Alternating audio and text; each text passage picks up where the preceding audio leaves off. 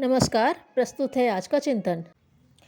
संसार में बच्चे का जन्म सीखने और कुछ कर गुजरने की भावनाओं के साथ होता है।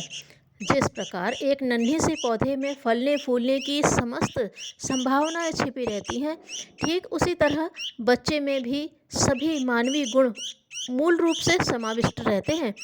घर में अनुकूल वातावरण मिलने पर उसकी सृजनात्मक प्रवृत्ति, स्वावलंबी बनने की प्रबल आकांक्षा और स्वयं को उपयोगी सिद्ध करने की प्रयत्नशीलता सुविकसित होती और सक्रियता बढ़ती है। किंतु माता पिता द्वारा वैसी सतर्कता न बरतने और बच्चों की मांग के अनुरूप सुविधा जुटाने तथा भरपूर सहयोग सुरक्षा प्रदान करने की रीति नीति यदि न अपनाई जाए तो बच्चों का आलसी और परावलंबी होना सहज स्वाभाविक है। किसी भी राष्ट्र को समृद्ध, संपन्न और उन्नतशील बनाने की कल्पना को साकार तभी किया जा सकता है जब वहाँ के बालकों को, जो देश के भावी नागरिक हैं, आरंभ से ही आत्मनिर्भरता का पाठ पढ़ाया जाए।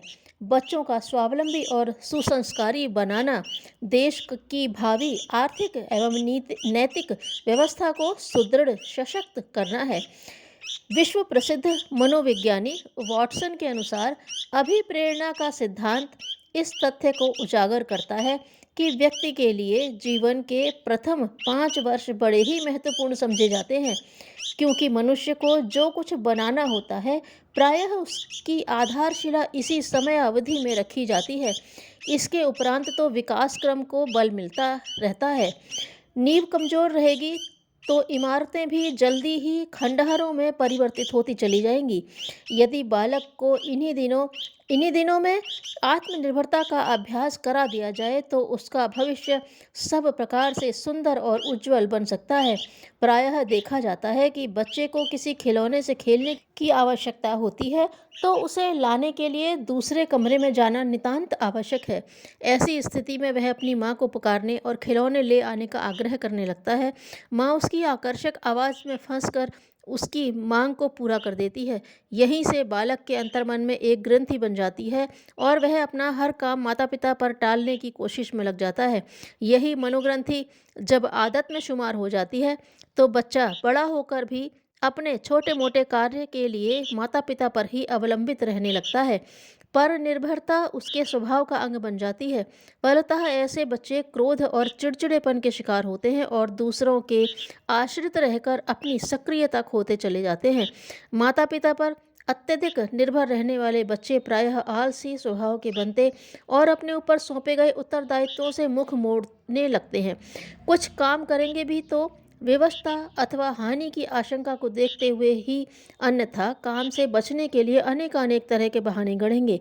अभिभावक भी बच्चों की इस कमज़ोर प्रवृत्ति को देखकर बड़े बेचैन होते और अपने दुर्भाग्य को कोसते रहते हैं, जबकि वास्तविकता यह है कि न तो उन्होंने बाल विकास की जिम्मेदारी को निभाया और न बच्चों में स्वावलंबन का गुण ही उत्पन्न कर सके। वस्तुतः आत्मनिर्भरता की वृत्ति ऐसी है जिसके फलस्वरूप छोटे से बच्चे में नया उत्साह और उमंग भर देती है। उसकी मुख मुद्रा पर सदैव प्रसन्नता और प्रफुल्लता की ज्योति ही प्रकाशित होती रहती है।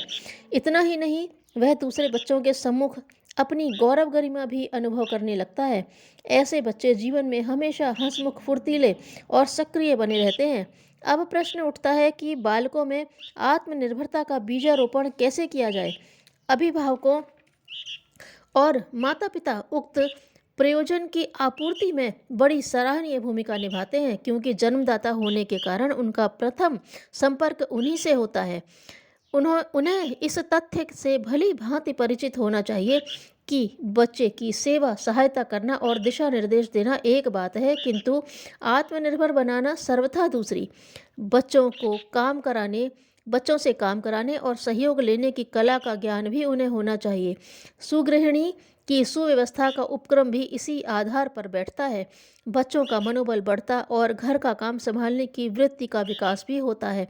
सही, सुव्यवस्थित एवं सुनियोजित तरीके से काम करने वाले बालक की सराहना करने, प्यार दुलार भरे प्रोत्साहन देने, उपहार देने से उसका साहस और भी अधिक बढ़ जाता है। बच्चे में सहयोग सहकार की प्रवृत्ति का विकास होता है, उसका व्यक्तित्व एक उद्यमी के रूप में ढलता जाता है। जिम्मेदारी और अनुशासन का भाव उत्पन्न होने से गंभीरता आती और किसी भी काम को छोटा बड़ा समझे बिना पूरा करने में मनोयोग और तत्परता का परिचय सतत देता रहता है। स्मरण रहे, बच्चों को मारने पीटने धमकाने से नहीं वरन सहानुभूतिपूर्वक सहयोग सहायता की अपेक्षा करके उन्हें कामकाजी और आत्मनिर्भर बनाया जा सकता है। उनसे कौन सा और कैसा काम कराया जाए, इस संबंध में सर्वप्रथम तो घर के कामों की एक सूची तैयार कर लेनी चाहिए। घरेलू कार्यों की लिस्ट बनाते समय बच्चों की सलाह परामर्श लेना ही आवश्यक है। उनसे उनमें काम को खोजने ढूंढने की बुद्धि का विकास होता है। कार्यों का विभाजन दैनिक साप्ताहिक और मासिक व्यवस्था के अनुरूप किया जा सकता है। किसी कार्य को बांटते समय लड़के लड़की का भेद वाला दृष्टिकोण नहीं अपनाना चाहिए। लड़के लड़की दोनों से ही सभी तरह के कार्यों में हाथ बटाने की अपेक्षा करनी चाहिए। कोई भी कार्य जब चुनौती के रूप में सौंपा जाता है तो बच्चे उसे बड़ी अभिरुचि के साथ खेलते कूदते पूरा कर डालते हैं। इससे उनमें कर्तव्य भाव का उदय होने लगता है। उनके कामों में त्रुटियां भी हो सकती हैं, पर सुयोग्य माता पिता का कर्तव्य है कि उसमें किसी भी प्रकार की मीन मेख न निकालकर उसे सही कर दें। इससे बच्चों को सीखने का अवसर मिलता है। बच्चों को उनकी अभिरुचि और क्षमता के अनुरूप ही कार्य सौंपा जाना चाहिए। हो सकता है कि बच्चों के स्वतंत्र रूप से कार्य करने में कुछ हानि भी हो जाए। उनके साथ माता पिता मिलकर काम करें तो काम करने का सही सार्थक तरीका सहज ही समझ में आता है।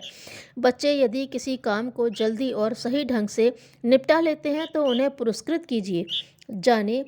पुरस्कृत किए जाने का प्रावधान तो अवश्य रखा जाए, पर लोभ लालच और प्रलोभन को प्रोत्साहित करने जैसा वातावरण न बनाएं।